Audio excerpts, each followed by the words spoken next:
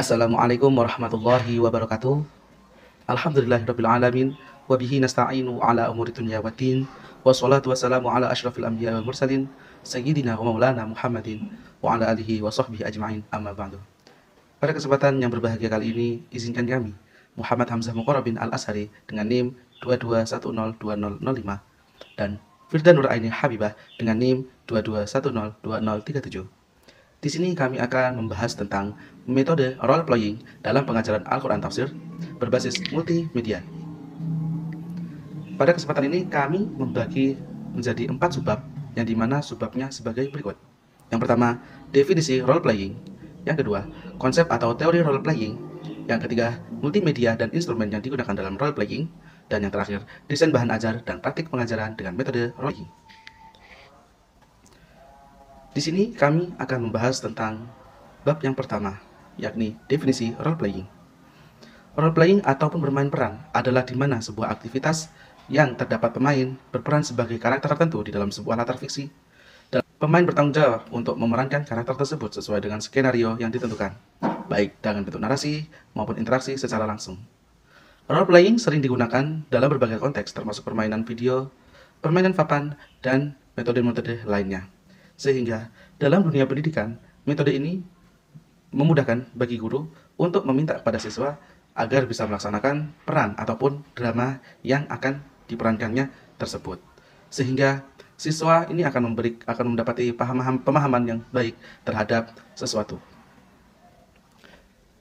Berikut kami akan tampilkan yang konsep kedua.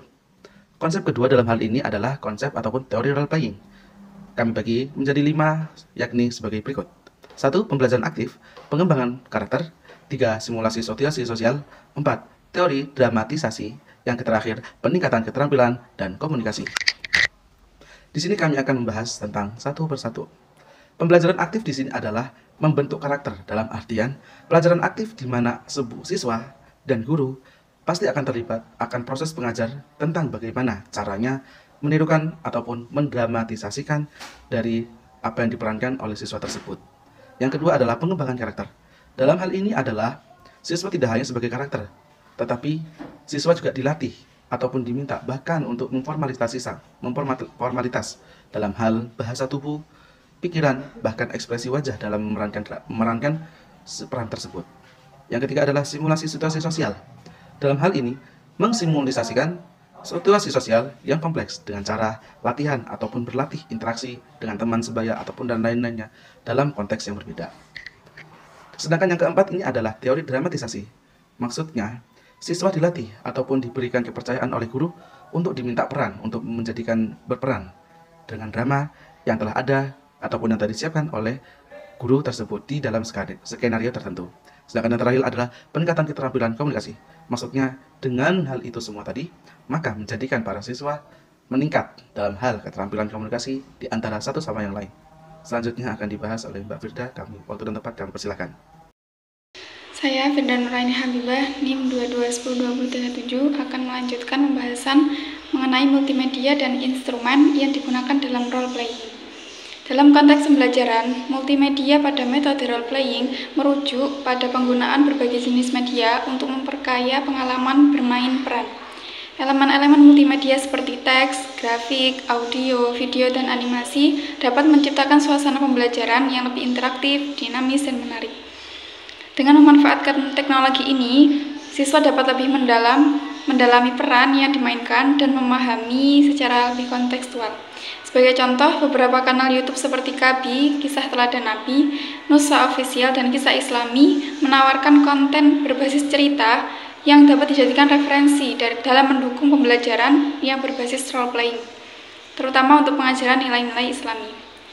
Kemudian instrumen yang digunakan bisa teknologi audio dan visual, contohnya video edukatif seperti YouTube Nusa Official, kemudian menggambarkan nilai-nilai Islam dalam kehidupan, kemudian perangkat lunak pembelajaran, serta alat pendukung tradisional.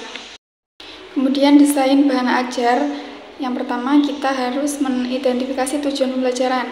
kita harus menentukan kompetensi yang ingin dicapai siswa seperti pemahaman materi tertentu atau pengembangan keterampilan sosial. Kemudian pengembangan skenario, kita harus membuat skenario terlebih dahulu sesuai dengan topik pembelajaran. Kemudian skenario ini harus relevan dengan kehidupan siswa.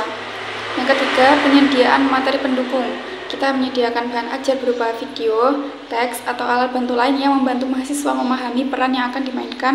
Dan yang terakhir, penentuan peran. Kita harus membagi peran sesuai kemampuan dan kebutuhan pembelajaran.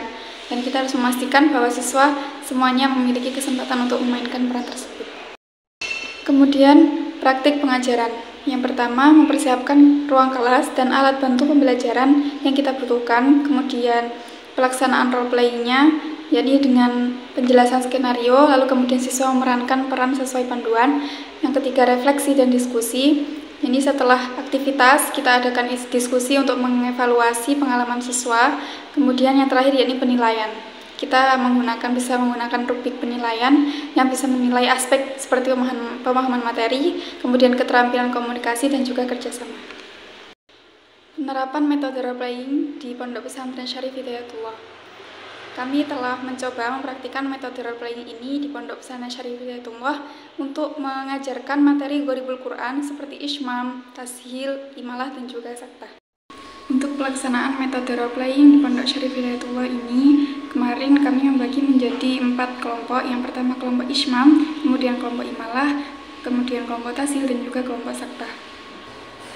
Kemudian nanti salah satu perwakilan dari kelompok tersebut akan maju dan mempraktekkan Gharibul Quran tersebut. Kemudian kelompok yang lain akan menebak apa Gharibul Quran yang sudah dipraktekkan tadi. Kesimpulannya, metode role playing ini memberikan siswa pengalaman belajar langsung yang mendorong pemahaman yang lebih mendalam. Dengan keterlibatan aktif dalam peran, siswa bisa belajar memecahkan masalah, beradaptasi dengan situasi baru, dan bekerja sama dengan orang lain. Selain itu, metode ini menciptakan suasana belajar yang nyaman dan menyenangkan, dan meningkatkan motivasi siswa dan menumbuhkan minat terhadap materi pelajaran.